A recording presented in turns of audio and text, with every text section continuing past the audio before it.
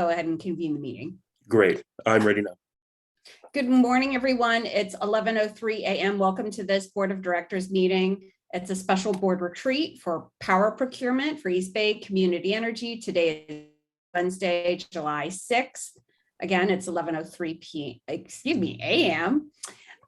We're meeting this morning via teleconference pursuant to exceptions to the Brown Act laid out in Assembly Bill 361, for which we make findings every 30 days. The public is allowed to participate in this meeting via Zoom, and the link was provided in the agenda.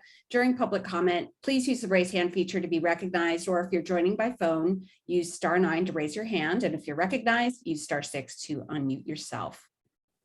At this time, I will hand the gavel over to our clerk to please call the roll. Great. Thank you very much. Alameda County. Alameda County. Albany. Here. Thank you. Berkeley. Berkeley. Dublin. Dublin. Fremont. Fremont. Hayward. Present. Thank you. Livermore. Here. Thank you. Newark. Newark. Oakland. Piedmont. Pleasanton. Present. Thank you. Tracy. Present. Thank you. Union City. Here. Community Advisory Committee. San Leandro. Present. Thank you. Emeryville. Here. We have a quorum. Thank you. Now is the time for public comment. This item is reserved for persons wishing to address the board on any EBCE related matters that are not otherwise on this meeting agenda. Public comments on matters listed on the agenda shall be heard at the time the matter is called. As with all public comment, members of the public who wish to address the board are customarily limited to 2 minutes per speaker and must complete an electronic speaker slip.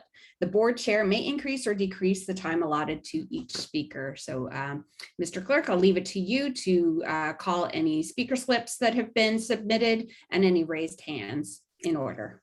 Great, thank you. We have 2 speakers with their hands raised, Tom Kelly and Jessica Tovar.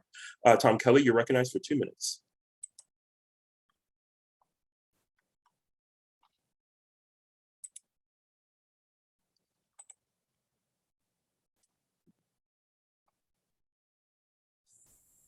Thank you, Adrian. So I assume that everybody's heard about the Supreme Court decision on climate, the West Virginia versus EPA, that essentially makes it really hard for the federal government to do anything about eliminating or reducing the emissions from power plants. I'd like to make 2 suggestions here. First is that, as you may know from the memos that I've been sending to you, that EBCE is producing over almost 300,000 tons of CO2 each year. And it's obvious now that the feds aren't going to be able to do much for a while. So it's really up to the states and regions and counties and cities and CCAs to actually start to do more than they're doing now. So it isn't hard. You've got the money to do it. Every other CCA in Northern California is doing it. The second thing is, I propose that EBCE not enter into contracts with companies for goods or services that are located in states that don't honor human rights. And I raise that in the context of Dobbs versus the Jackson Women's Health Supreme Court decision that overturned Roe v. Wade. There is a precedent for this. When we were starting EBCE and looking for somebody to finance the startup, we did put limitations on the banks that could actually participate in the RFP, banks that were known to be big supporters of fossil fuel development. Mayor Arreguín from Berkeley was on that committee at the time, and I'm sure he could fill you in on exactly how that took place. But there's no reason why we should be entering into contracts with Vista from Texas when a woman's human rights are being violated in that state. Thank you. Great, thank you very much. Jessica Tovar, you're recognized for 2 minutes. Hi, Jessica Tovar with the Local Clean Energy Alliance. And I wanted to just highlight the reason that, our organization and many others advocated for a community choice program was because we really envisioned a local energy program that would do better than the rest of the state and certainly the rest of the country, with efforts of actually investing over time, using revenues of the program, money that we pay to East Bay Community Energy, to come back to the community in the form of community benefits that specifically address energy needs of the community. And those energy needs would be the development and investment of local clean energy, because when you buy energy from remote sources, you're not guaranteed that it's clean. It won't be affordable because there's so much price volatility, and it won't be as reliable as having it in your local community. In addition to that, the many other energy programs such as energy efficiency, electrification, the creation of microgrids, nanogrids in our community, so that when the power shutoffs, be it any crisis that we face or the investor-owned utilities shutting off power, that we can keep power on at a local level in our community. This is the vision that we had for our local community choice. And that is why we advocated for the local development business plan as a roadmap to make those investments over time throughout the East Bay area. At this moment, you have a very huge responsibility to your local community, and the impacts and decisions that you make and investments really resonate throughout the state and the rest of the country. We need you to do better. Clean power to the people. Thank you. There are no further speakers. Thank you. That'll conclude public comment, and we will move to our one informational item, which is the power procurement overview. And I will cede the floor to staff to begin the presentation. Thank you very much. My name is Marie Fontenot. I am the Senior Director of Power Resources for East Bay Community Energy. I will be joined today in providing this update and this overview by a number of the members of the Power Resources team: Izzy Carson, Chris Eshelman, Ray Dye, Jim Dorrance, Karen Lee, and myself will all be speaking. But I wanted to also highlight that Alan Sieber and Matt Giotto are in attendance. And you may recognize that I'm reading off a lot more names than I did when we did this meeting a year ago.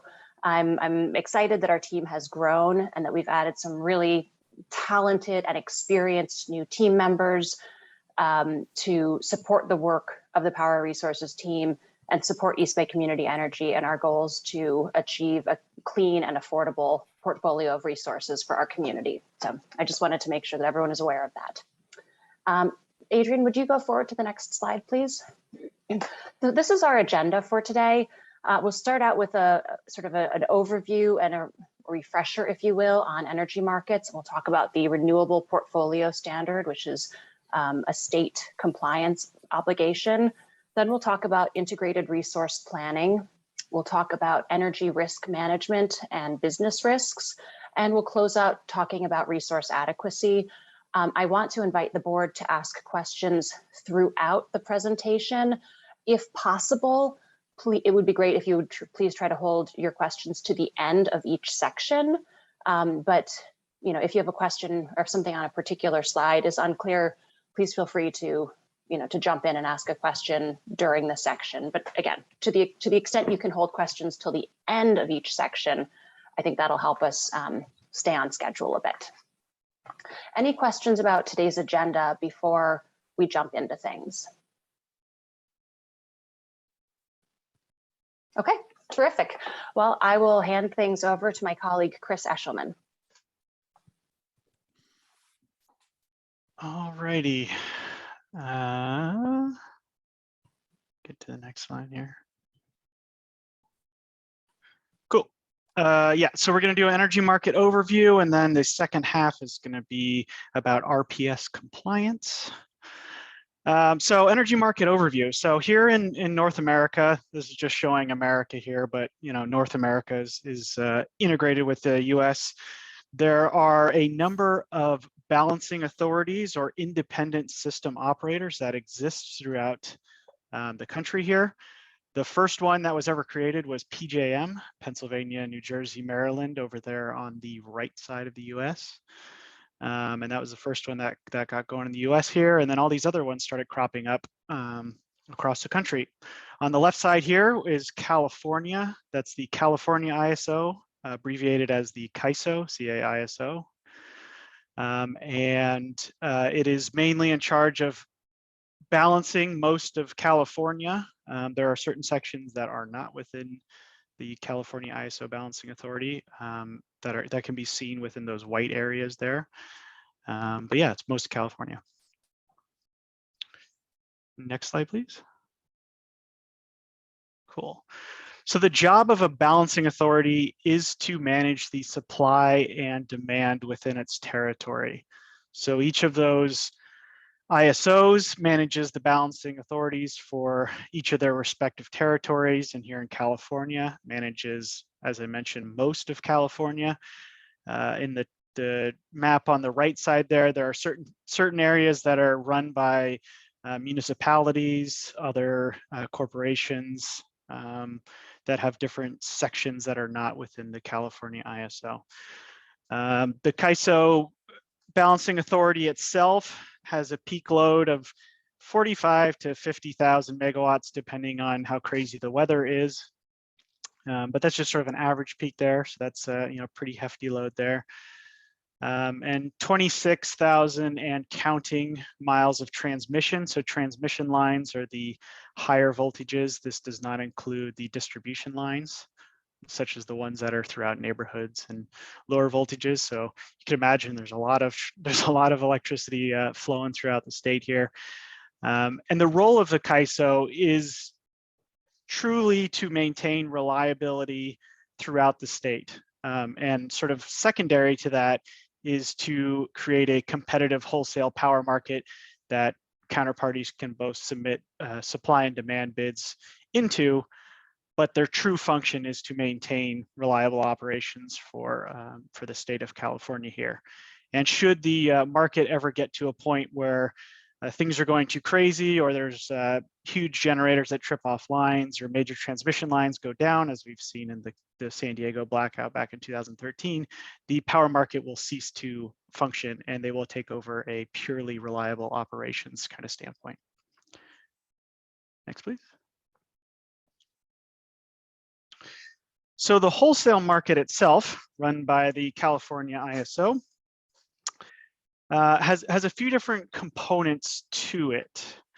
And within the wholesale side of things, and we're only talking about wholesale here as opposed to retail. So the retail side is sort of the individual customers, the households and small businesses, that side of thing. But we're talking about here the wholesale side, so large generating units, as well as load serving entities on the demand side. So the different products that are within the wholesale energy market, namely our energy is the main piece there. So that's the energy price that either generators will get paid and load serving entities will pay. And within that, it's not just, it's broken down into individual kind of components, this energy. So while every different generator or load serving entity will pay a specific price, there's different components that go into that, namely being losses. So there's physical distances between two different points on the actual system. So there's losses that get calculated into that. And then there's another thing called congestion, which is basically just how much traffic is going on the particular energy system at the time. So that kind of gets rolled up into an energy product or an energy price. The next is transmission. Transmission is mainly used for entities that need to get power from one specific point to another. So for example, if EBCE wanted to import power from, say, the Pacific Northwest but whoever we were buying it from did not have transmission to bring it into California. We could go out and actually purchase transmission on a wholesale market level there. The next is capacity. We'll hear a lot about resource adequacy at the end of this presentation here. And then the second is ancillary services. Those are both operating reserves and regulation. These are products that the CAISO will procure on a daily basis to help maintain reliable operations and maintain frequency control within the system. Natural gas is not traded and maintained within the California ISO, but it is traded on a wholesale level through different markets. Congestion revenue rights are basically just a hedge against congestion on a particular line. So for example, if there's a lot of, as I mentioned, traffic between two different points, for example, one of our projects, let's call like Altamont Winds project, to say the PG&E DLAP, which I'll go over in just a minute here. There's potential for congestion because there's a lot of traffic happening. A congestion revenue right will hedge you against any congestion that may occur there. And then RECs, or renewable energy products, is what certifies green energy. Next, please. So there's two different markets that the CAISO operates. There's the day-ahead market and the real-time market. In both of these, the core is to match the supply and demand. So generators will submit supply bids, load serving entities will submit demand bids, and wherever those two cross is the clearing price, and that happens in both of these markets. The day-ahead market is mainly meant to give generators enough time to procure, for example, additional resources that they may need to actually generate. So if there's like a natural gas plant that actually has to go out and buy natural gas, it gives them enough time to be able to do that because it runs the day before. So today is, what's today? Today's the 6th. So this morning at 10 o'clock, the day-ahead market closed for the 11th. And then the CAISO will actually run their market simulations and determine matching supply and demand throughout the system, determining the energy prices that each of the particular nodes within the system will get. And then once that market actually gets run, then triggers the real-time market to start. And the real-time market is broken into two different components. There's the 15-minute market and the 5-minute market. And basically, it's just more granular as you get closer and closer to the actual time of generation / demand of each of these particular supply and demands there. And it gives the opportunity for refinement for both the forecasts of supply and demand, but also gives refinement in prices, so that as you get closer and closer, you'll see different prices and potentially more volatility because you're getting closer and closer to the actual time that things are occurring, as opposed to the day-ahead market, which closes at 10, which is a full 14 hours before the real-time market actually starts. Next. So here within California, it's a nodal settled market now. There used to be a zonal market, but in 2008, the CAISO switched to a nodal market. And what nodal means is that there are individual nodes within the California system that get priced. So there's like 4,000 or so nodes, and they keep adding more and more all the time. So there's different points where different prices will be different. And the only thing that dictates what's different in the prices is the losses and the congestion component. So every node within the system gets the same energy price, but then you have to tack on these different either pluses or minuses depending on the locational differences to those. All of EBCE load settles at what's known as the PG&E default load aggregation point, or DLAP. It's just an aggregation of all of PG&E's sort of load, within basically Northern California. And that's just sort of an aggregation of that, and that's where it settles. Generators, on the other hand, settle at individual P nodes. So as I mentioned, there's like 4,000 of them or so. So each of our generating resources get a different price, and they can be, potentially, wildly different depending on what part of the state that they're in. So if they're in Northern California or Southern California, there could be dramatic differences in prices depending on what's going on with the transmission system. Then there's inter-SE trades. Those are within the California Balancing Authority. So this is a way for different counterparties to trade power between different entities. So this is what we do with our sort of traditional hedging. We go out and buy block power from different counterparties, and we schedule them via an inter-SE trade. And that just gives us a way to buy sort of system power from a different counterparty. Next, please.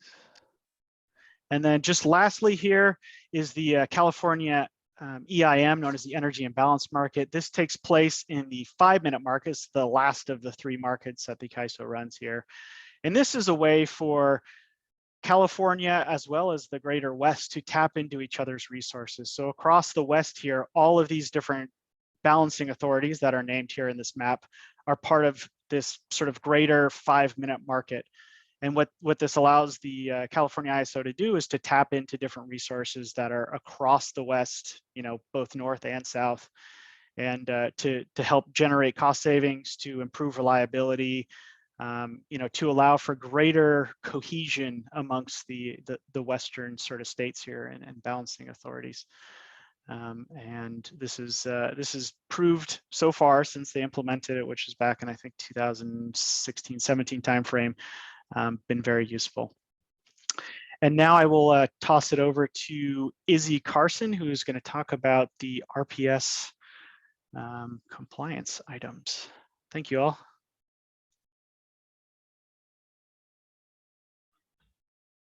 Oh, sorry, I had one more slide, forgot. Yeah, that's me. There's a number of different regulatory bodies that govern all different power operations. The CAISO is what we've been talking about, but then there's FERC, NERC, the CPUC, and the CEC here. FERC and NERC are the Federal Energy Regulatory Commission and the Reliability Corporation. Those are kind of at a national level there, whereas the CPUC and the CEC here are just California based. And they're just different regulatory entities to make sure that power is being generated and created and managed reliably, as well as fairly. Fairly is a big key. Izzy's up next. Thank you. All right, thanks, Chris. So Renewable Portfolio Standard, or RPS. What is it? What are the compliance requirements under this program? First off, it's a key program for advancing renewable energy. Most states have RPS policies in place, but the programs vary significantly in terms of structure and enforcement. There's 38 states right now with RPS policies in place, and no 2 states have the exact same program or compliance requirements. California has set escalating renewable energy procurement requirements for load-serving entities. You'll see the escalating percentage in the table below reflecting this.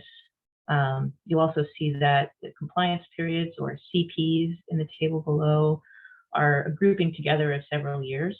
Targets for California are verified on this multi-year or compliance period rather than annual. I do want to note that these are RPS percentage targets for California. EBCE has renewables targets that are significantly higher than the state requirements. So EBCE is on track for 80% to be 80% renewable for all customers by 2030, which is significantly higher than we see here at 60% required by the state. Next slide.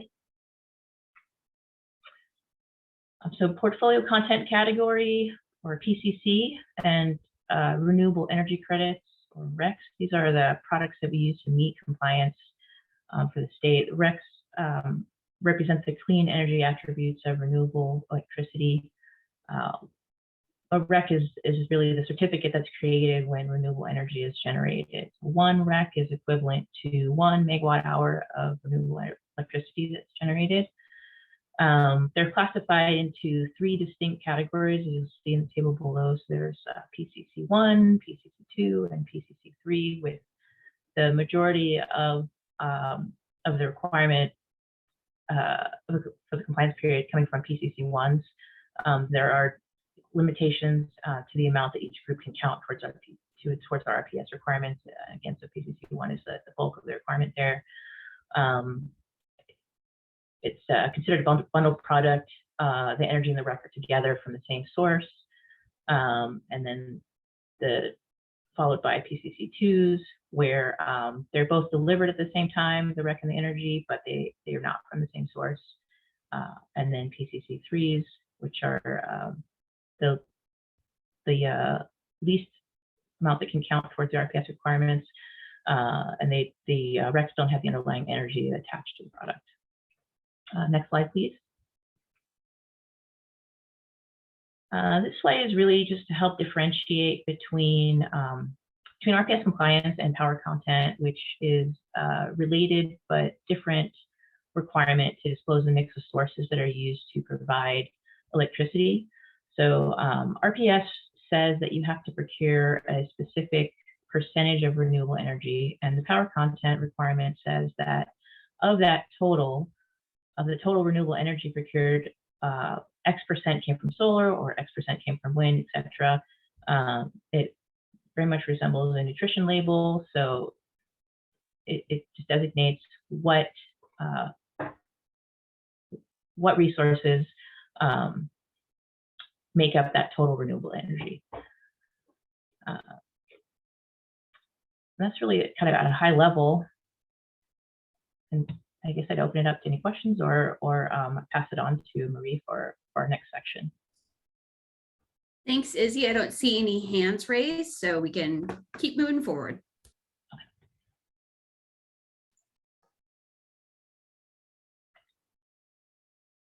Thanks, Adrian.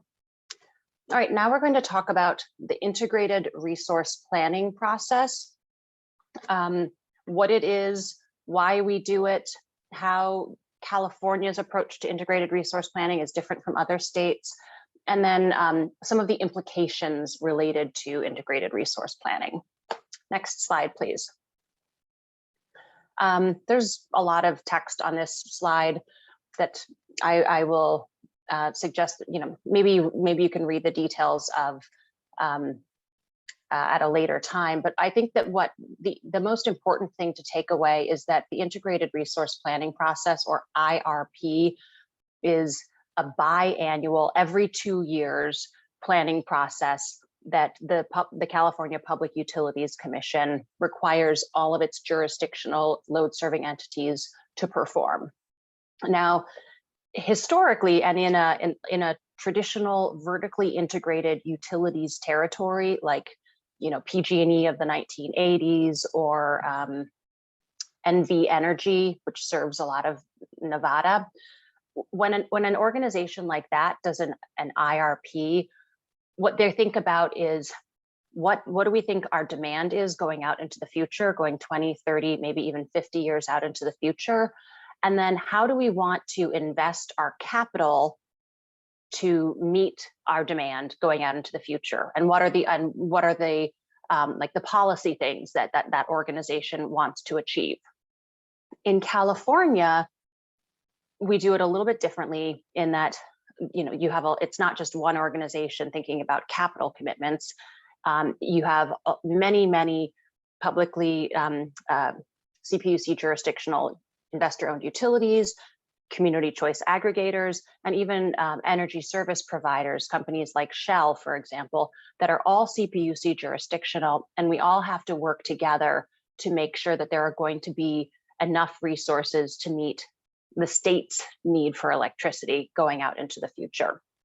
So I would say that this process sort of kicks off with something that is done by the California Energy Commission, the CEC, and that is the publishing of the state's official demand going out a number of years into the future. The CEC puts out this report called the IPER, and that establishes what the state's demand is going out into the future. And then the following year, the CPUC requires that all of its jurisdictional load serving entities effectively work together on the integrated resource planning process.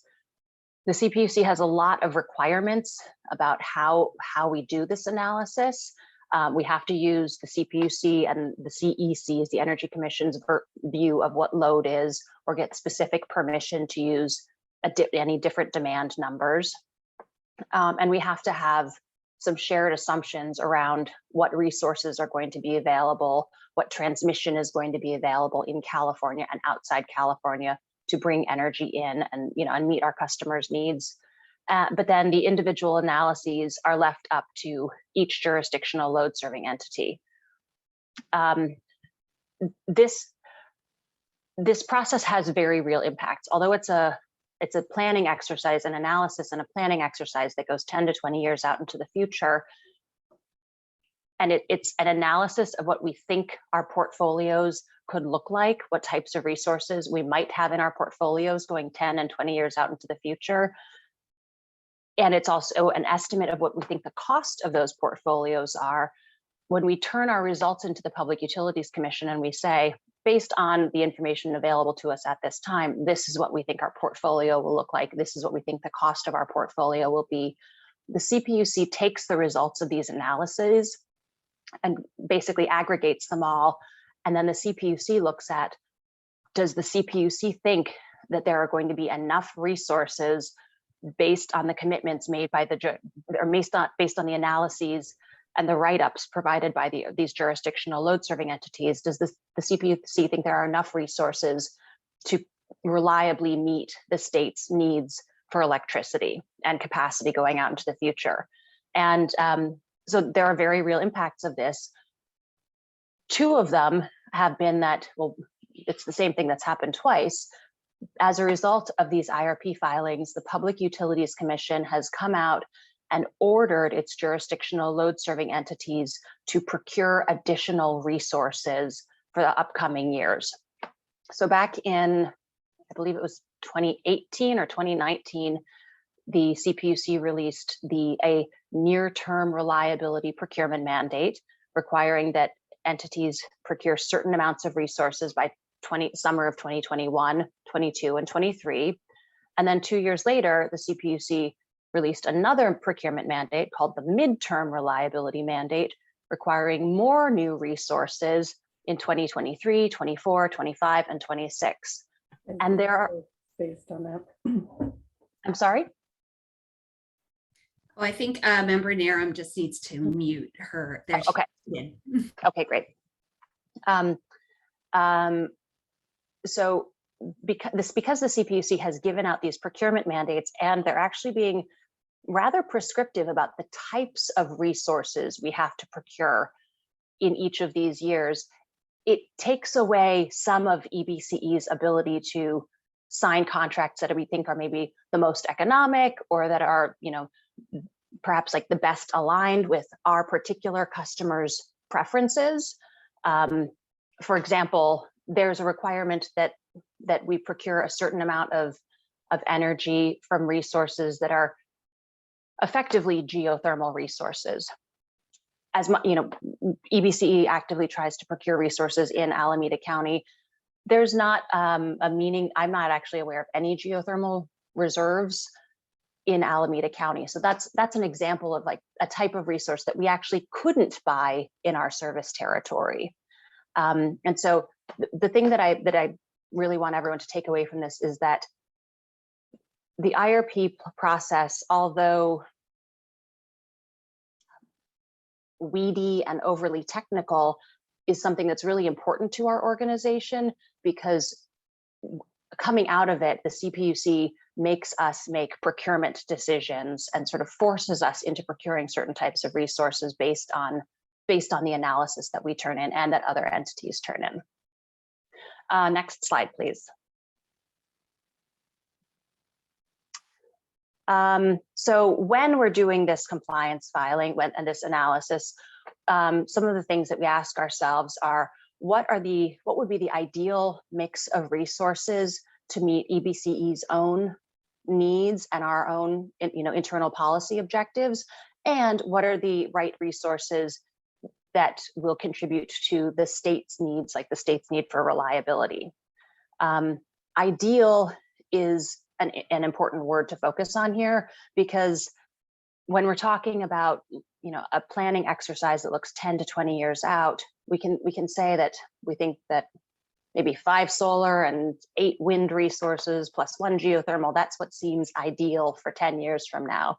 But as we go out into the real world and try to procure these resources, just because those were what we thought were ideal doesn't mean that those are what will be available to us. So the analysis that we do and then the actual procurement that we do don't always line up, because analysis is a forecast and then procurement is what's really available at the time. When we're doing this analysis, the integrated resource planning process, we're very focused on what resources will contribute to reliability of the system. We're also focused on cost effectiveness of resources. And as the board is well aware, EBCE has committed to having a zero emission portfolio by 2030. And so in this particular IRP analysis, we are incorporating the expectation that we will have zero emissions in our portfolio by 2030 into our baseline assumptions. But then we're going to go beyond that and look at what would the costs and other trade-offs or risks be associated with hitting an even higher standard, and that would be having an emissions-free portfolio on an hourly basis, a time coincident basis. That is sort of, if zero emissions is an A, zero emissions on an hourly basis is like A++. It's the most rigorous standard in establishing emissions reductions. And then, of course, we also have to make sure that we are being completely compliant with all of the CPUC's filing requirements. Next slide, please. Our goals for the 2022 IRP, point one is sort of additional, well, sort of restates what I just said. We want to present a cost-effective, feasible, reliable, equitable, and robust portfolio to the CPUC. And that achieves our community's goals and objectives to reduce carbon emissions. Our second goal is that we want to make sure that we're keeping our board and our customers informed throughout the process. Third, we'll allow the IRP process to inform the selection of a preferred portfolio. So we'll make sure that we're submitting a portfolio that is compliant with the CPUC's requirements. And then we'll also present the CPUC with, well, this is what we think our preferred portfolio would look like that is, going out into the future. We want to make sure that we're using a single model for consistency in optimization, dispatch, and probabilistic functions. That is a very technical way of saying that we want to use one model to look at a lot of different to look at the energy market in a lot of different ways, so that we're not like creating seams issues between the different models, basically.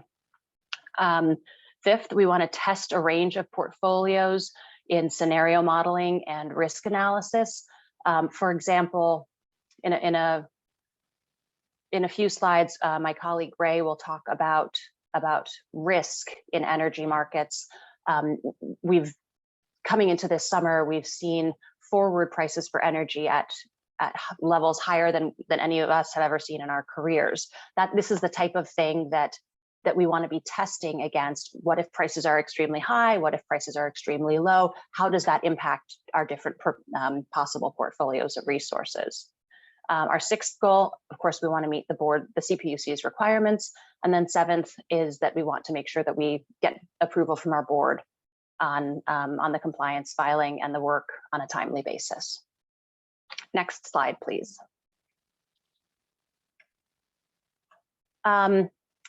So our core criteria when we're doing our IRP analysis is affordability of the portfolio that we're presenting, making sure that we're meeting GHG or emissions reductions goals, system reliability, making sure that we're proposing a portfolio of resources to the Public Utilities Commission that is contributing to the reliability of the entire California electric grid, and then fourth, making sure that we're proposing a portfolio of resources that is diverse, that it's not all solar and a little bit of storage.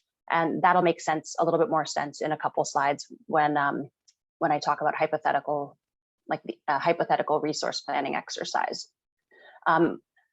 One point, the top bullet on this page does have a typo in it. It should say that the purpose of the IRP is to evaluate EBCE's current energy resource portfolio and a range of alternative future portfolios to meet our customers' energy needs in an affordable, system-wide manner that also takes emissions reductions into account. So just wanted to make sure everyone knows that the words emissions reductions are missing from this slide.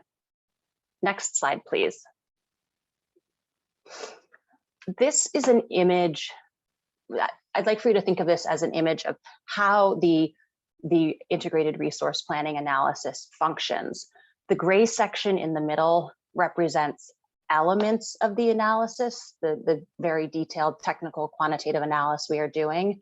And then the purple section on the left represents inputs into our analysis that are on the supply side. And the blue section on the right represents inputs into the analysis that are on the demand side.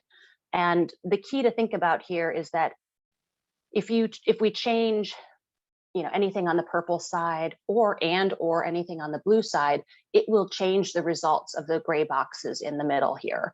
So if for example, the plant retirements box on the purple box on the left, third from the top, if we looked at, well, what if 2 power plants retired? Well, Diablo, the nuclear power plant, is supposed to retire. Okay, fine.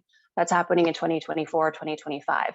Well, that might change the fuel consumption output in the middle. But if Diablo Canyon and I don't know, some of the large solar thermal power plants that are in on the California and Nevada border, if those retired also, well, then fuel consumption would actually probably increase even more so.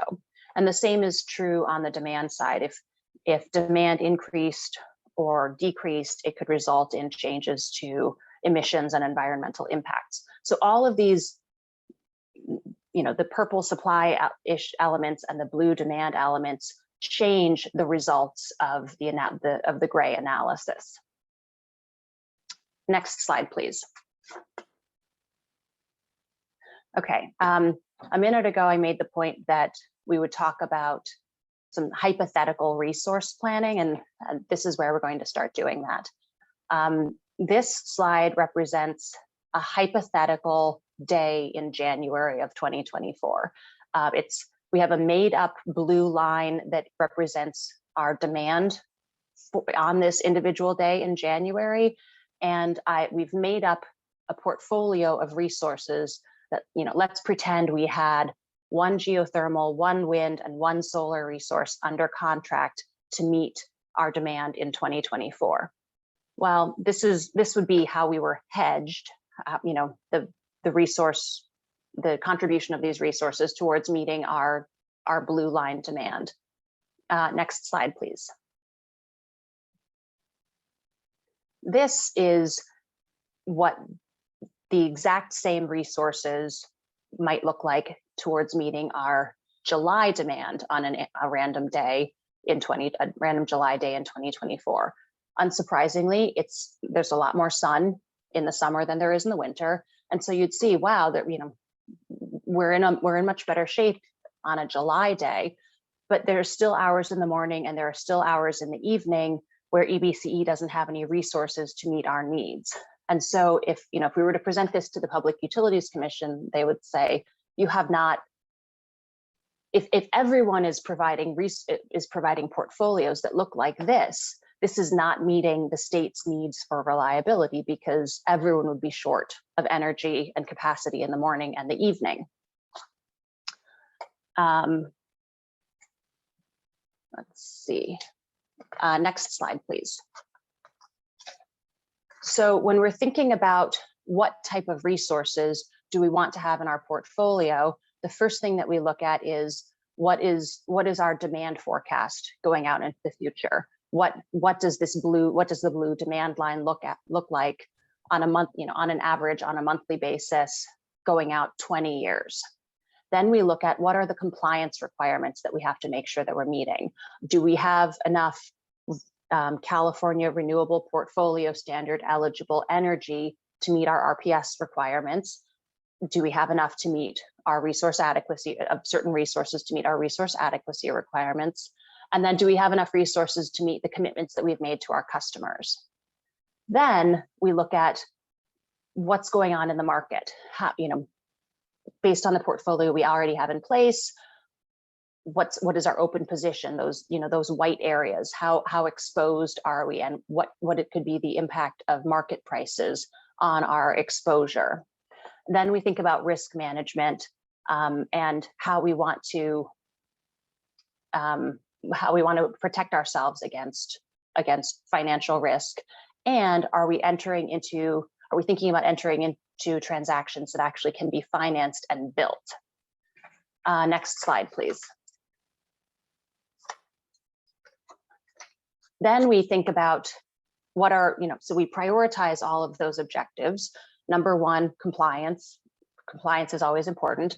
Number two, market dynamics, making sure that market dynamics and risk are actually very closely tied together, but making sure that we are protecting ourselves and not going into the market with an overly exposed position, so that we are not on the hook for price spikes in too many hours. And then also making sure that we are hedged and protected against those price spikes effectively. And then it might be last on the list, but it is still very important to us, making sure that we are meeting EBCE's other goals. So we prioritize what we have to achieve with a portfolio of resources, and then we do evaluation of these portfolios. We look at forward curves. What is our estimate of the prices of energy going out into the future, and the value of these different compliance attributes. We also look at the estimated value of the locations of different resources. And then we look at qualitative inputs like the creditworthiness of counterparties that we would potentially be entering into transactions with, making sure that we're not entering into transactions with all the same counterparty, because if one company goes bankrupt and that's the only entity that we're doing business with, that would be bad for us. And other things like environmental considerations. Next slide.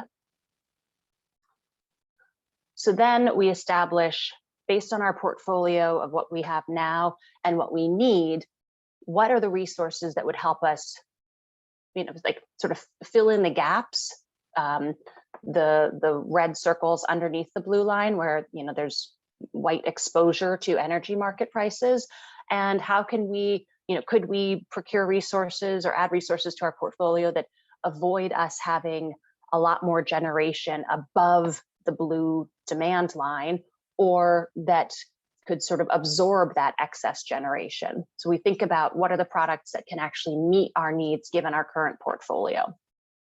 Next slide. Sorry, I'm actually surprising myself with this slide.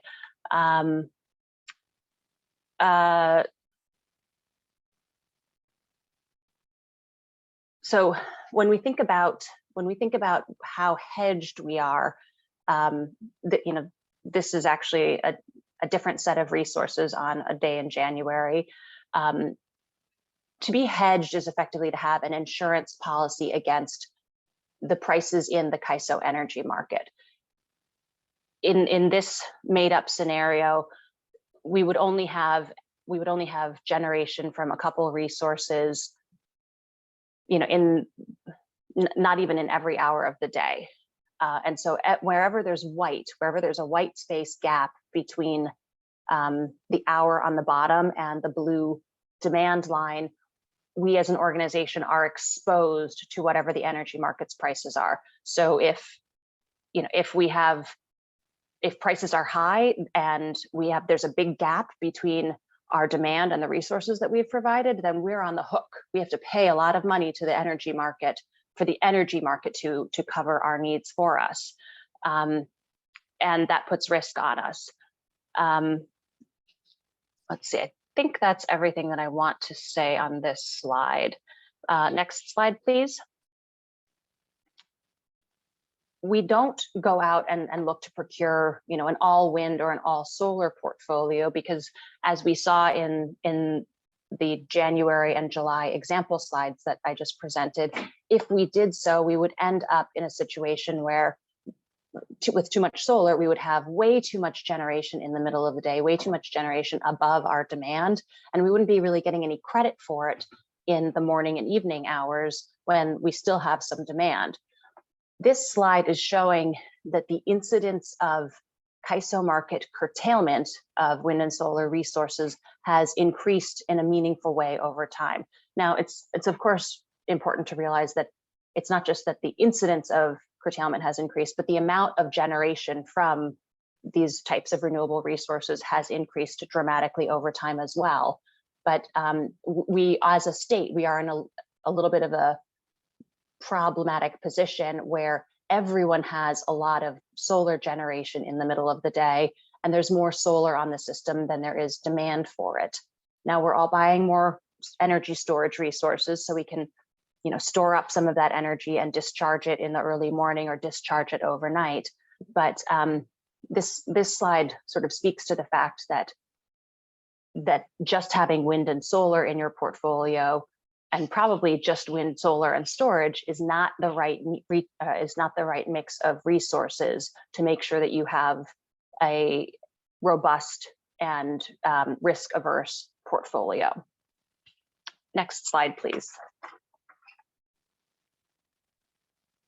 Historically, hydro generation resources have been a very helpful way to integrate wind and solar in California and throughout the Western United States. But what we see here is that over time, the incidence and the severity of drought has increased so much in the Western United States that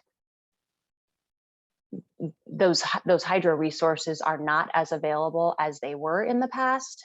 And even if they are available, or even the amount that is available is not as available to EBCE as a buyer, because the drought is made, whereas in the past maybe there were 20,000 or 50,000 megawatt hours of hydro generation not being used to meet a bunch of different load serving entities' demand. Now with drought, you have less and less that's available, but you still have the same number of load serving entities that want to incorporate it into our resource portfolios.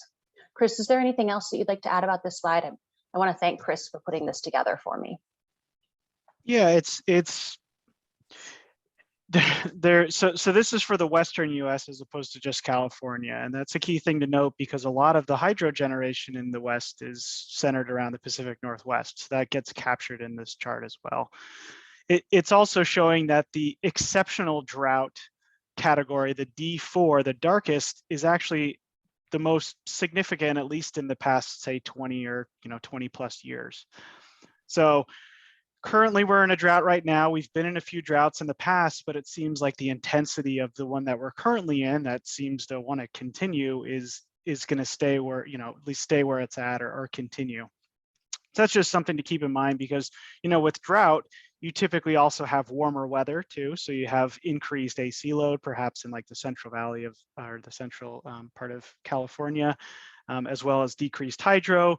You also have a number of other different kind of weather-related phenomenon that go along with droughts that don't necessarily get captured in this chart here, but this is kind of the underlying piece that dictates a lot of that.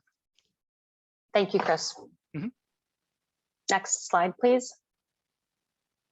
So now that the last step in our resource planning and then ultimately procurement process, after we've looked at what are our needs, what's our demand forecast going out in the future, what were the results of our long-term integrated resource planning process, what resources based on that analysis, what resources do we think will contribute to system reliability over time, and then what does EBCE's individual portfolio look like? Then we identify our needs, we identify the products that we think will help us meet those needs. We develop a timeline to do our procurement. We reach out to developers and the broader energy market. We accept offers for transactions from them, evaluate them, negotiate contracts, and then calculate our estimate of the notional value of those deals, go to our board, get our board's input, and ask for the board's permission to enter into oftentimes long-term contracts and execute those agreements in an effort to hedge us, ensure EBCE as an organization against volatility in the market going forward. That is the end of my section. I do want to let everyone know that the next section will talk about energy market risk and risk management. So we'll be getting a great primer on what that is. But are there any questions about the integrated resource planning process and how it relates to our procurement decisions? I don't see any hands raised from the board, Marie, so feel free to continue. Okay, thank you. Then I would like to, Adrian, will you go forward one slide, please? I'd like to introduce one of our new team members. His name is Ray Dye. Ray is our energy market and credit risk manager. He has over 20 years of experience in market and credit risk. And Ray's addition to our team is really just incredibly fortunate to EBCE as an organization. We're very fortunate to have his expertise and thought leadership in this area. Ray? Thank you, Marie. Hello, everyone. As Marie introduced, I'm the market and risk credit risk manager, joined as EBCE 2 months ago. In the next 20 minutes or so, I would like to give you a brief introduction about the energy risk management and why it is important. So next slide, please. Oh, so the order is a little bit different, but I would like to start with a brief history about the development of the electrical power wholesale market and some of the risky behaviors and their consequences. As you guys may know that energy risk management is a relatively new practice. It's about like 20 years. Why? Because electrical power industry used to be a monopoly industry. You got this big utility giants in each region, like PG&E in Northern California. They do everything. They build, own, and operate power plants. They also build, own, and operate transmission systems. So there's no competition. There's no electrical power markets. And then so it's not just in the United States, it's everywhere, because people believe that electrical power utility industry is a natural monopoly, meaning that in each region, one company providing service is more cost effective than two or more companies competing against each other due to economies of scale. Well, certainly people were over optimistic. So this situation started to change in 1970s, when many countries and governments realized that this monopoly in the electrical power industry needed to be broken. So in 1978, US Congress passed a law called Public Utility Regulatory Policy Act, PURPA. The purpose of that law was to foster energy production and competition. So it was until 1990 that when many companies and investors started to rush into electrical power industry. So many companies started to build and own and operate power plant, power generation plants. Because those power companies were not utilities, they were not serving load, so they had to sell electricity to utilities, to end users. That's how when the electrical power wholesale markets got developed and established. Well, as many any other markets in the early years, the regulation and supervision were just not there, especially the electrical power industry, because it is subject to two federal agency supervision, because it's energy industry, so it is under federal FERC, Federal Energy Regulatory Commission supervision, and because it's a commodity product, commodity, so it's also subject to CFTC, Commodity Future Trading Commission jurisdiction. So when you have two agencies supervise the same industry in the market, it took some time and effort to coordinate.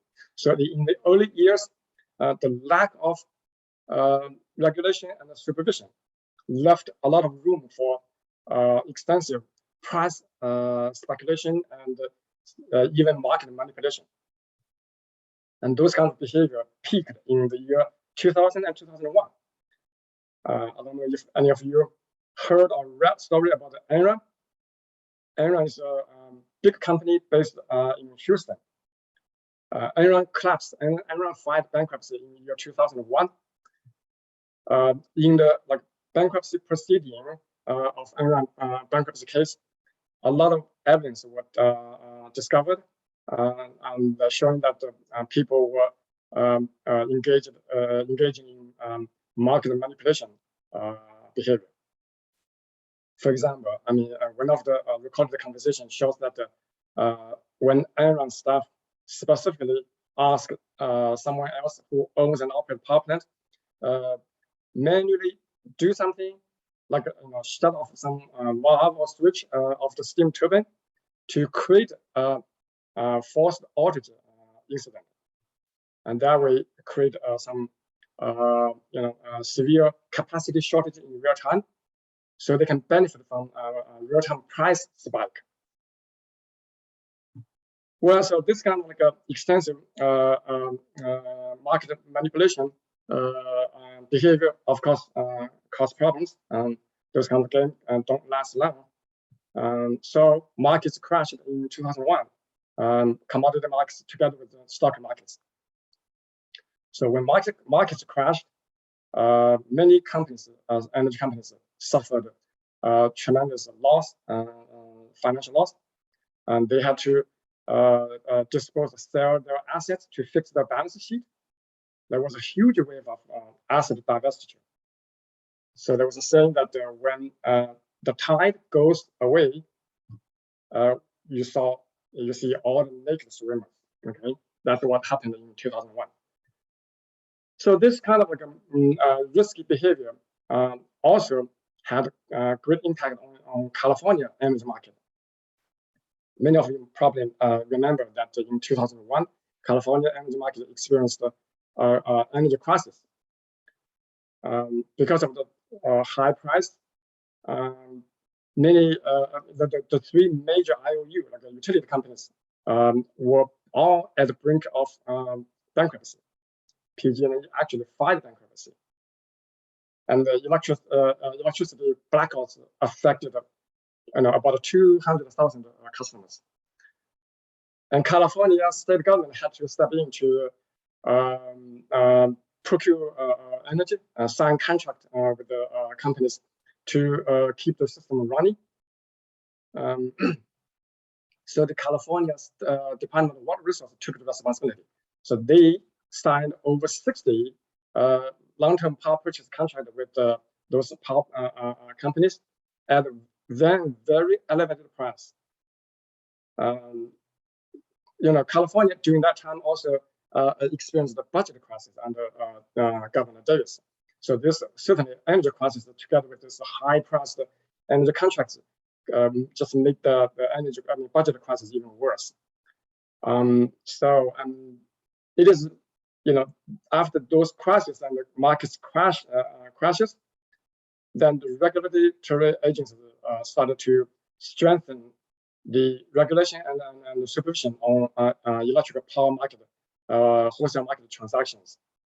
And the companies started to pay attention to risk management programs and practice. So now, East Bay Community Energy is a small public load serving entity. We're not like those hedging firms or major wholesale marketers. We don't earn any commission on completed deals. And we actually, as a public load serving entity,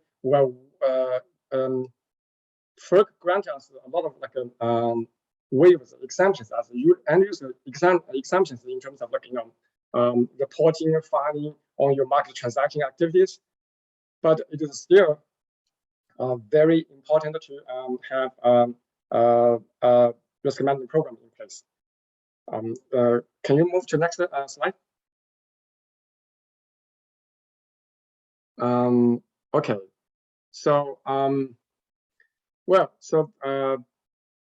some of the benefits it's obvious, like risk management program can help mitigate price volatility exposure, help to stabilize the electricity rate, help to stabilize the financial situation and budget stability. So this is kind of very intuitive. But I want to emphasize that risk management program actually is at high level is a compliance program. This is required by FERC. FERC requires all load serving entity have a risk management program in place. For example, some of the transactions is in a gray area, like the one that those trade runaway trade during in the energy crisis period. And many companies they engaged in runaway trade. What is runaway trade? Basically, the same product, same contract. They sell and buy back and forth between two companies several times. Every time, the only change is the price goes high. So that way, they boost their revenue. Of course, also push up the market prices. And those kind of transactions are specifically prohibited by FERC. So FERC requires if they see any kind of transaction, not like runaway trade, but then if we sign a contract and later on we realize that we don't need that energy or capacity, we need to rewind some or all of that product, sell it back to market. So this is called book out or sleeve transaction, and it will flag FERC and may trigger an inquiry from FERC. So if we ever need to run into that situation, we need to document that transaction, document justified business need. And when we have a risk management and compliance program in-house, that actually increase the FERC's confidence in us. And also, California ISO, they also require that all the market participants complete an annual certification that they have an effective energy risk management program in place. So those are the high level benefits. And another benefits I can see is that if we ever think about the issue of bond for some major project or secure some credit facility, and we have to go through rating agency due diligence, and then requires an external auditing agency to conduct the auditing. And if we have risk management program in place, that certainly enhance the outlook and image. Okay, so next slide. Well, so actually the next one. So the order is a little bit different from what I had. Can we move to the next slide? Okay, so I want to now let's get to some specifics of energy risk management. So there are two major aspects of energy risk management. One is market risk. The other is counterparty credit risk. Both of these risks are a result of market price volatility. Now let's go back to the first slide and see the market price dynamics. first slide of the price. Yeah, okay. So this chart shows that California wholesale, the market price, like this is like an average monthly electricity price in California market from 2004 to 2018. You can see that the price were at very elevated level right now, like starting from 2018, and it's almost the same price environment than 10 years ago or 15 years ago, from 2005 to 2008. So this kind of the price always goes back to a cycle. Next slide, I add a slide that is showing the hourly price. Maybe it's not here, but the hourly price shows that in the past 4 years, we have some hourly real-time price that shoot up above $1,000 per megawatt hour. And California market is not the craziest market. If you look at the Texas market, I saw some price points that in last August and September, and the price shoot up above 5,000 per megawatt hour. That's crazy. So that's why in this kind of volatile market, we need to manage and mitigate price volatility exposure. Next slide. And next one. Yeah, okay, thank you. Okay.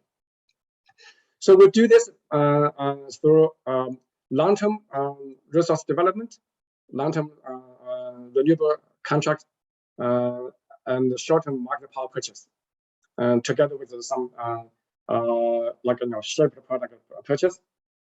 And we have a hedging strategy or guideline, and this hedging strategy and guideline is supported by solid risk analytics. We do we subscribe market intelligence like forward indexes from Bloomberg. We also subscribe historical segment price from energy stream, including all ISO territory.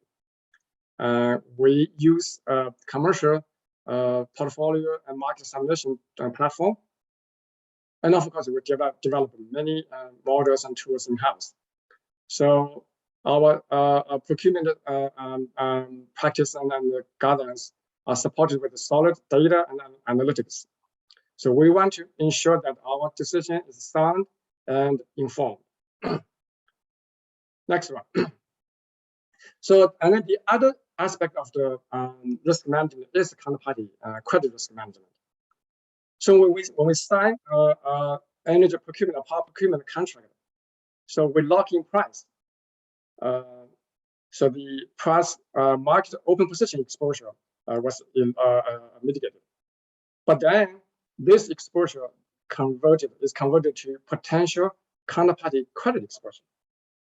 Why is that?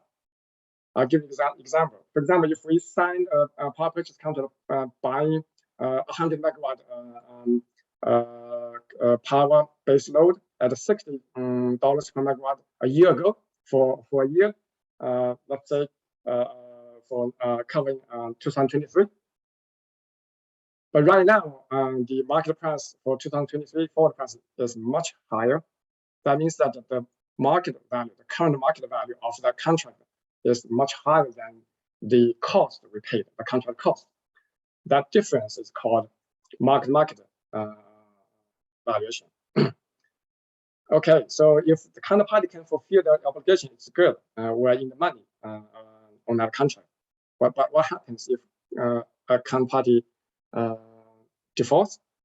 Then we are exposed. We have to incur extra costs to procure lost energy from market at current market price. So that's a counterparty credit exposure. So we manage this exposure by closely monitoring counterparties' credit worthiness and their financial strength. So we evaluate the counterparty and assign a credit limit based on their credit rating and their net worth. And then if market value, the difference between the current market value and the contract cost exceeds that credit limit, we call collateral. So we request the counterparty to post collateral in the form of cash or letter of credit, so that that exposure is mitigated and reduced. So this is the two major aspects of counterparty, the energy risk management program.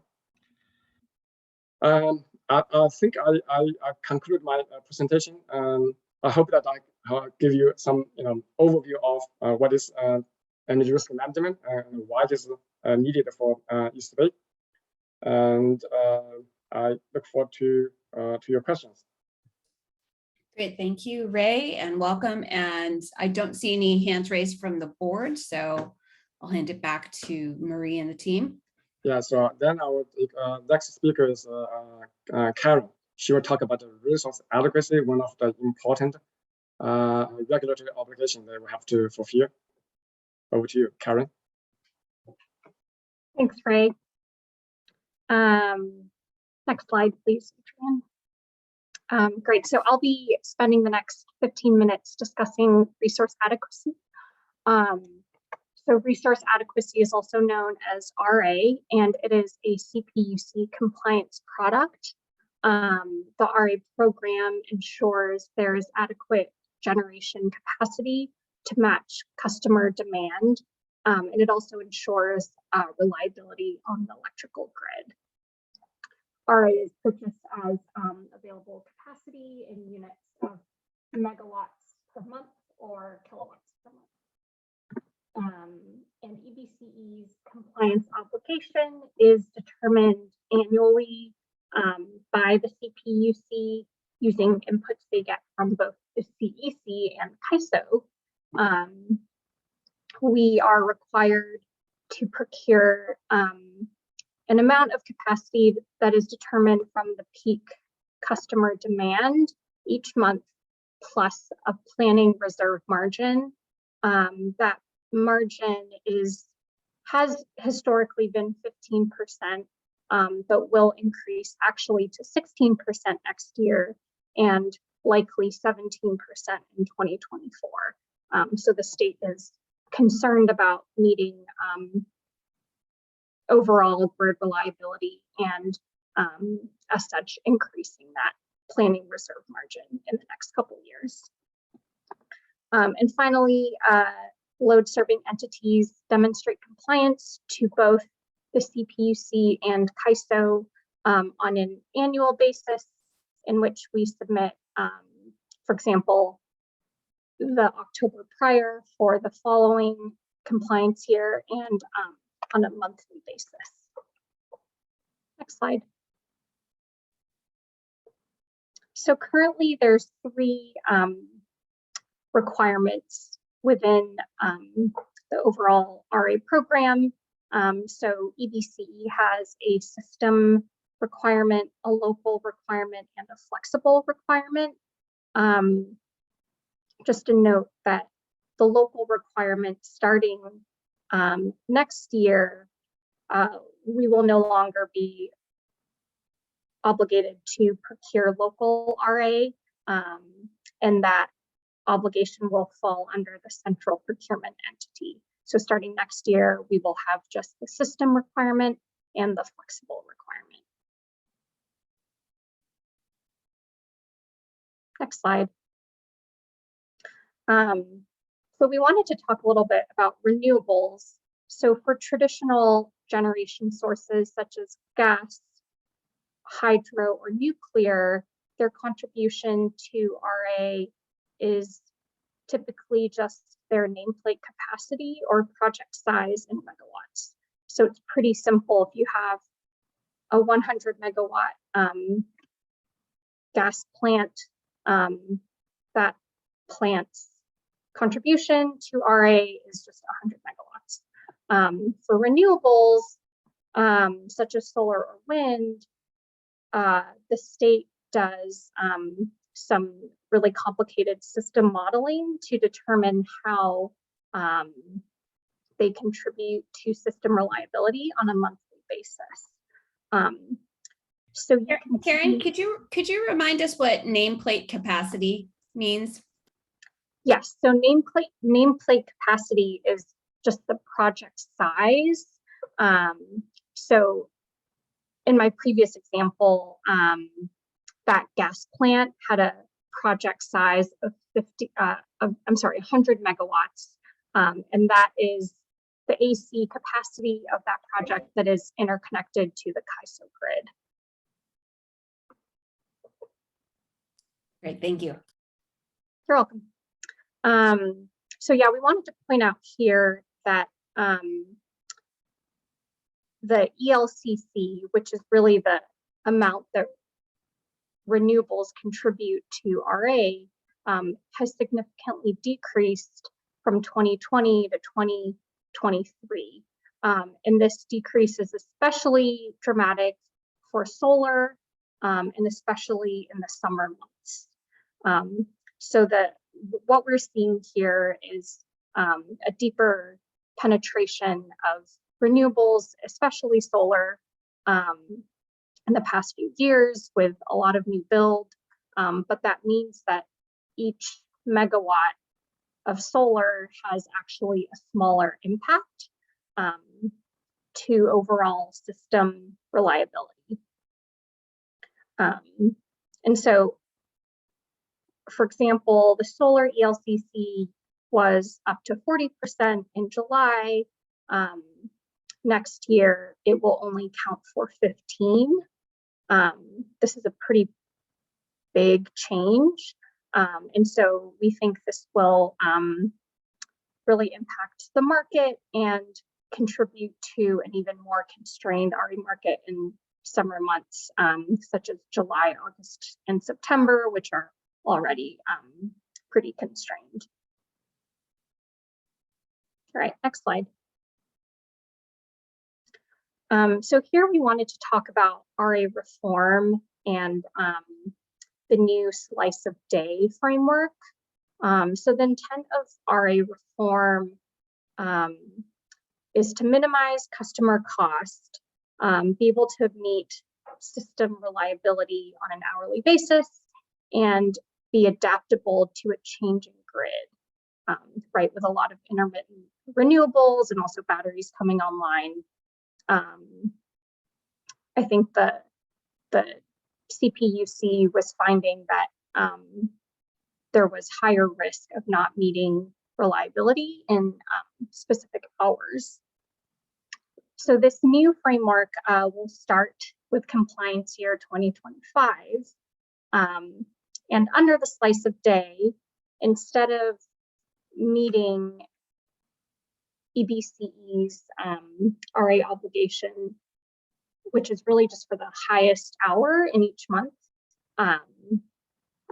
we will have to meet that obligation for each hour of each month. So this chart here is an example of a worst day of a month and the hourly load profile. So that red line is the load profile, and then the bars underneath show kind of a resource stack that of resources. So you can see here that, you know, not only are we worried about the shoulder hours, the really high demand hours of evening hour ending 19, for example, an hour ending 20. We're also concerned about late evening, for example, hour ending 24, or early morning hour ending 7. And that's really when, you know, there's really low renewable contribution to RA, and any kind of battery load shifting that we can kind of rely on in the evening hours has kind of dropped off.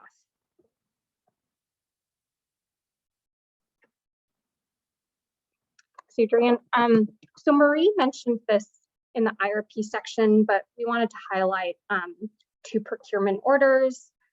She already mentioned the near-term reliability, which is compliance years 21 to 23, and also midterm reliability, which is years 23 to 26.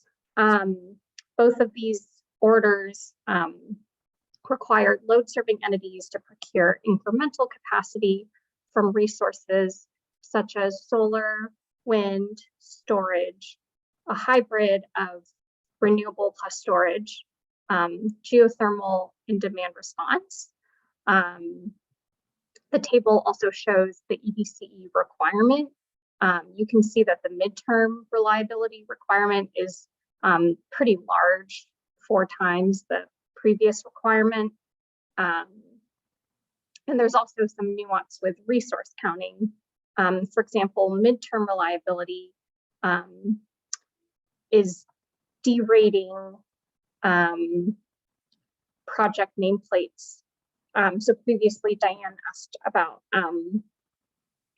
what the nameplate capacity is. So for the midterm reliability procurement mandate, as an example, a battery that might be 50 megawatts, only 90.7% of that capacity would count towards this procurement mandate. And lastly, we wanted to highlight that the midterm reliability mandate does have a penalty associated for non-compliance.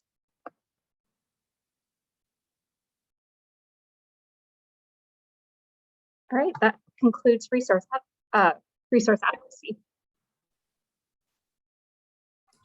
Great, Thanks thank very you. much, Karen.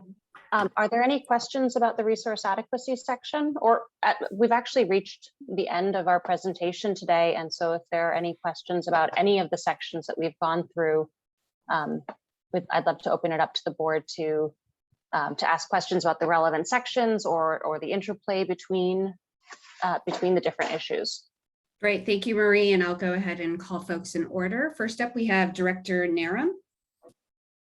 Thank you. I'm not sure which section this goes to, but I'm curious if the time of use charges has, if we've seen an impact on reducing usage at those high peak hours that are tough to supply.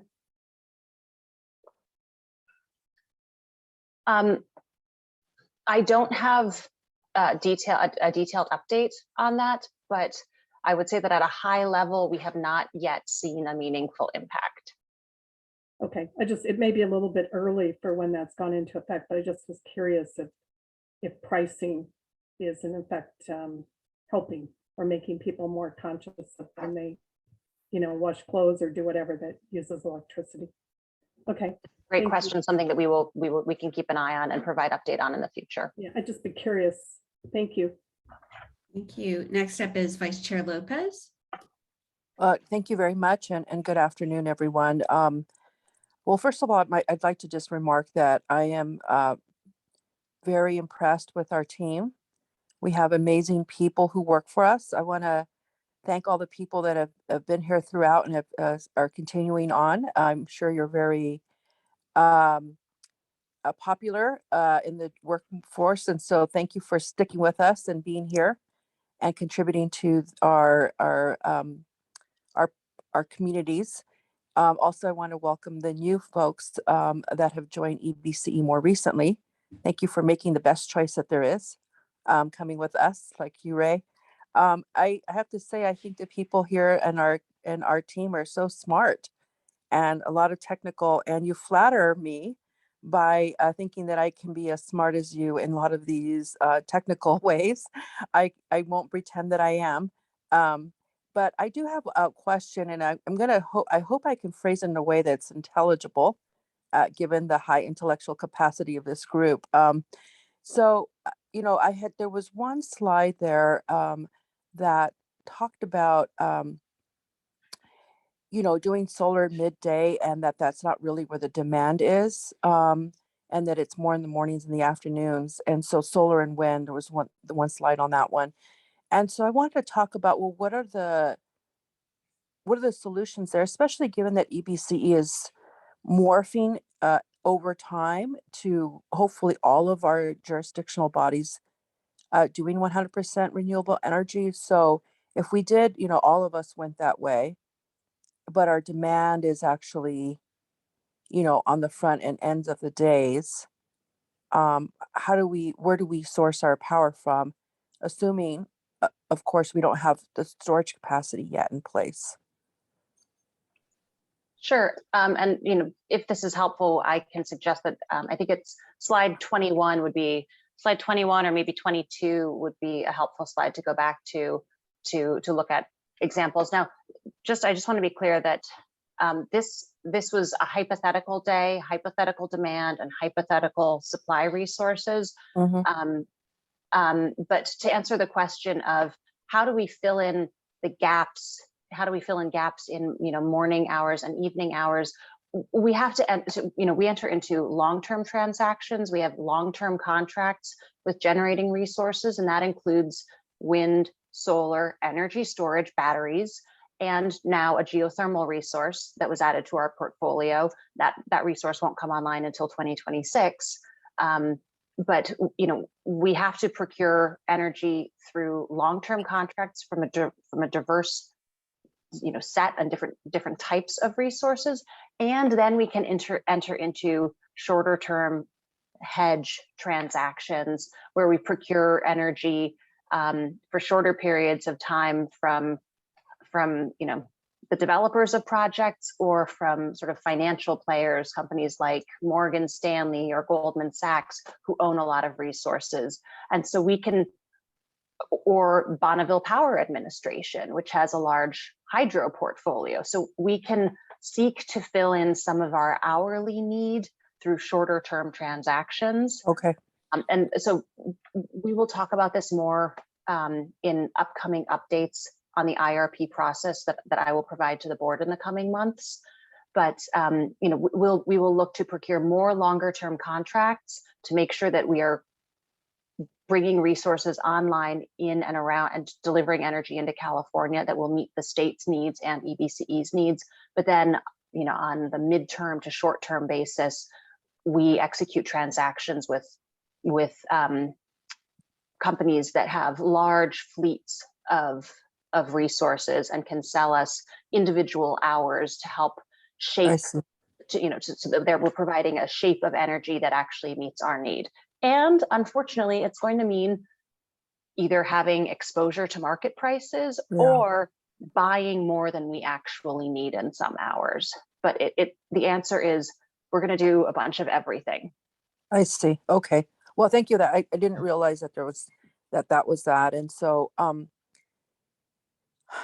would presume. Can I just elaborate on a couple points there? One is I think the question you're asking here really is the challenge that the state and we face to try to get to 100% renewables.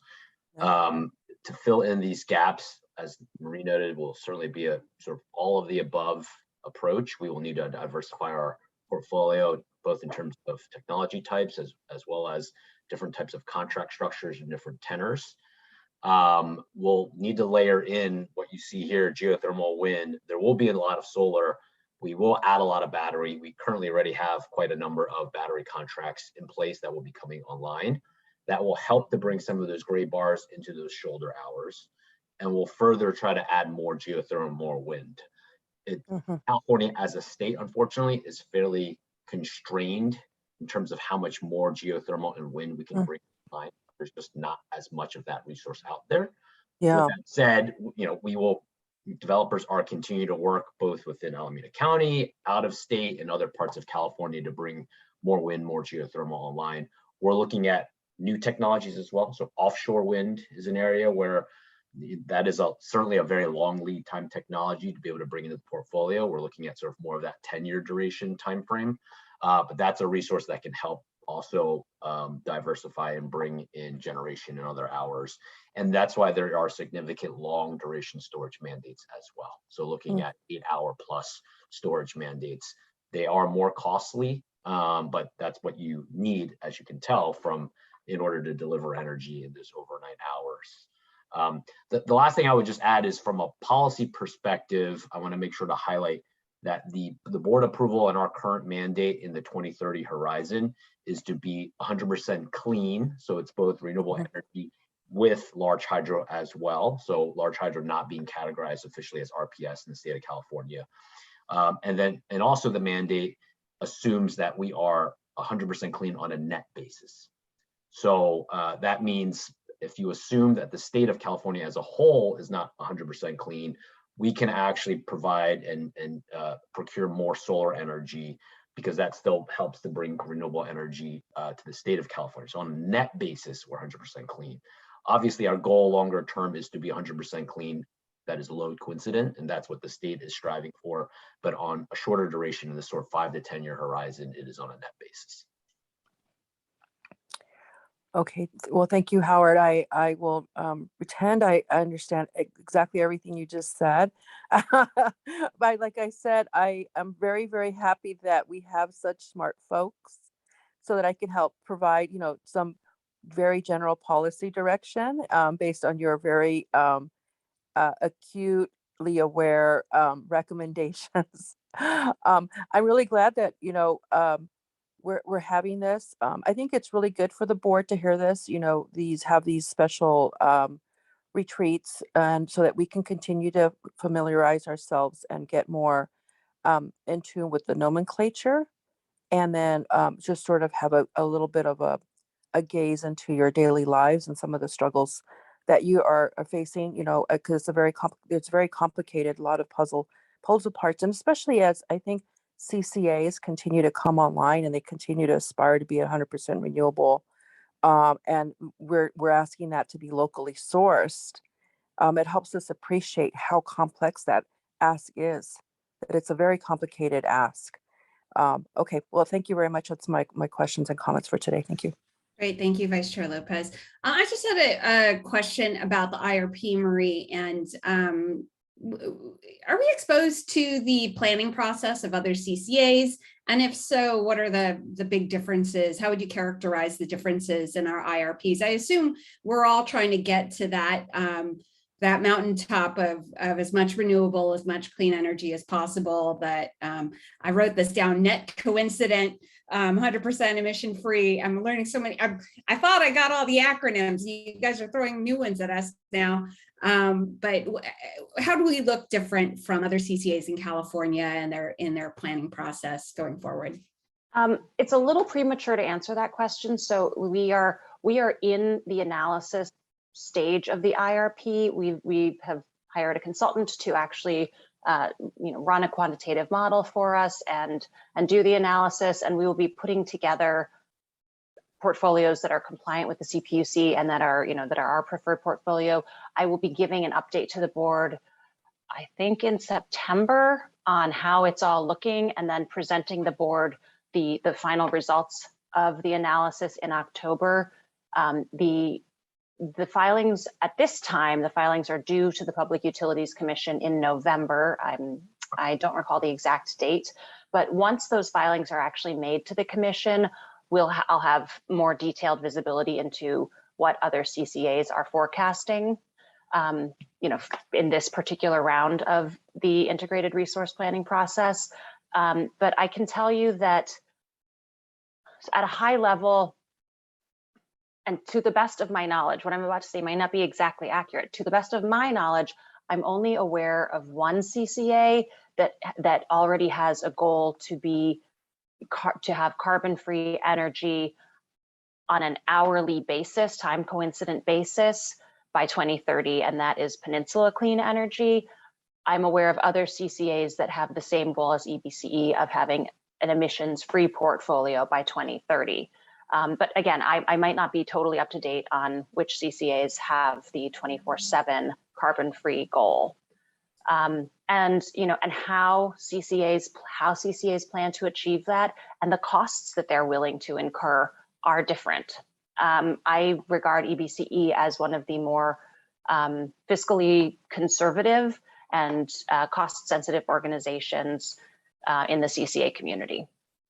Yeah, I think that's what I was trying to frame for myself, get a big picture on how, there are other CCAs, as noted by public speakers, that are investing more near term in getting their mix a little cleaner. But I have a lot of faith in our team and the process that we're undergoing to get to where we need to go, even if it doesn't look on paper, maybe as happy as other CCAs. I think we're on the right road.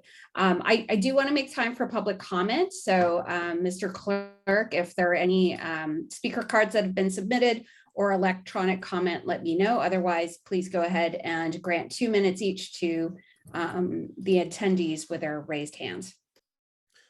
Yes, thank you. We have 2 speakers with raised hands, Ryan Pumford and Vaughn.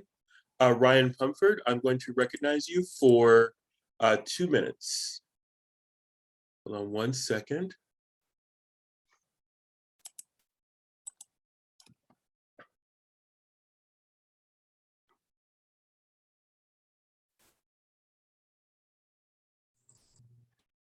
Hey, I apologize for that. That was an inadvertent hand raise. Sorry. Great, thank you. I'll recognize Vaughn for 2 minutes. I'm assuming you can hear me. This might be a bit off the topic of the immediate procurement, but in the presentations on curtailment and also the verbiage about it's not enough to have solar, wind, and storage. You need to do some other stuff. Is that under the expectation that long duration storage, long duration being 12 or 24 hours, is so horrendously expensive or so far beyond the pale that it's not really something you can consider over the next 10 or 15 years? Because some of those RPSs we're talking about 2036 or something like that. Is the long-term or long duration storage beyond 4 hours, or like I said, 24? Is that so far beyond any real consideration by any of the organizations, Casio, CEC, or whatever? That's my question. Is it that far off? And following the technology, it doesn't seem like it's that far off, but maybe I'm wrong. Thank you. Thank you. I'll turn that over to staff to answer that question.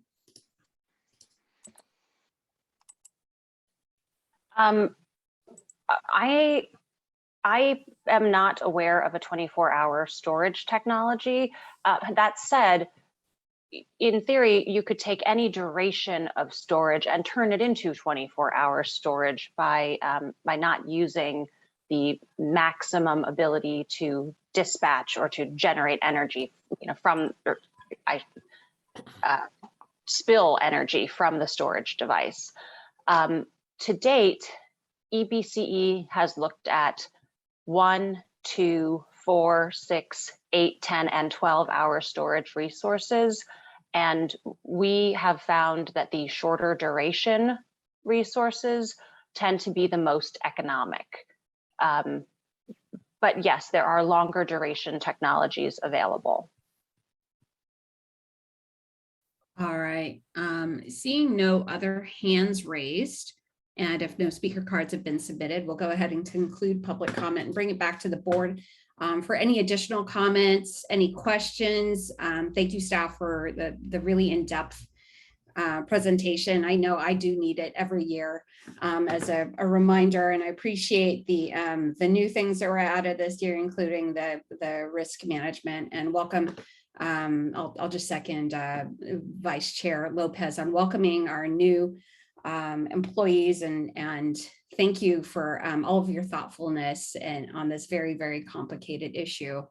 I don't see any hands raised, so colleagues, I'll go ahead and bring us to our next agenda item, which is future agenda item requests from members and announcements. And I'll just make a couple. One is that our clerk, Adrian Bankhead, has sent out an email polling folks on their preferred satellite locations should we be back in person in September. So please go ahead and answer that. He's also asking whether people are comfortable still starting at 5 p.m. or 6 p.m. if we do return to in-person. So, we used to start at 6 p.m., taking into consideration everyone's commutes. So please go ahead and write back to him and let him know your answers. And then I also just wanted to note, I mentioned this to the clerk, under AB 361, we need to make findings every 30 days that that we're still under the state of emergency and are meeting remotely or have the ability to meet remotely to comply with meeting via teleconference. So I'm asking Adrienne to put an agenda item on our July 19th agenda for us to set a meeting in August to just have with just a quorum, just to make those findings, and we should be in and out very quickly. You all may be having the same discussion at your city level with your own city clerks, so you can continue to have that flexibility. Member Monroe? Yeah, I just wanted to note the comments that we had at the beginning of the meeting with regard to some of the effects of the recent Supreme Court decisions and how that would affect our, meaning California broadly, our engagement with states that are, should we say, less than equitable in their treatment of people. I understand some of the complexities of that based on what we just went through. By the way, thank you. It was a wonderful presentation, really, really helpful. And I think this is, I don't know, the second or third time I've heard this, and give me a couple more and I'll understand it completely. Recognizing that complexity though, I would be interested in getting some facts, some understanding of what the effects would be, taking all of that into account. And I also recognize that, this is additional work. And so I don't know what a reasonable time frame for bringing that back would be. But in the interests of, both my own interests and being responsive to public comment, I'd like to bring it up. Thank you, Member Monroe. We do have an ad hoc procurement policy committee. So it would seem to me that this could go there first, if that would be agreeable to you. And is that good if we have a discussion at that level? So Howard, if we can open up that discussion, I think that's a fair point that the public speaker made. And I think it would be ripe for discussion considering what's going on with the state of our nation. And thank you for bringing that up. Member Vice Chair Lopez, did you have a hand raised? No, I actually was just gonna ditto what you had said. I'm showing my age by saying ditto. What you said about making sure that we're staying in compliance. A lot of us go dark in August and move on for vacations and so forth. So I think if we assemble that very quick special meeting to keep ourselves kind of legally, in place, in an okay place. I think if there's some way to do that, and I know it's every 30 days, but if we can sort of do that ahead of the August break that many of us have, we might better enjoy the possibility of a quorum for that meeting. So I would say, maybe if we can get that done by the end of July or whatever have you, to cover the month of August. And then when we're back in September, we should be okay. I know sometimes we struggle with the quorum for the e-board meetings. And so I just wouldn't want to have us miss an opportunity. Right. And so Adrienne, if you want to pull for that, you can put in the subject line action required so people respond to you. And I agree with Vice Chair Lopez. I think end of July or as early as possible in August, that will fit within that 30-day timeframe. I think will work best for folks, as we all will be dark. So colleagues, with no further comment, we'll go ahead and adjourn this meeting. And thank you so much to staff for the information. And we'll all have this bubbling in our heads. And one day we're gonna come up with our own document that'll just be all of the acronyms and terms, a glossary, EBCE glossary. We could share with our friends and family. and pop quizzes for the board to make sure that we actually know what they mean. That's right. Oh, hell no. All right. Well, enjoy the rest of your day, everyone. The time is 12:52 and we are adjourned. Thank you. Bye.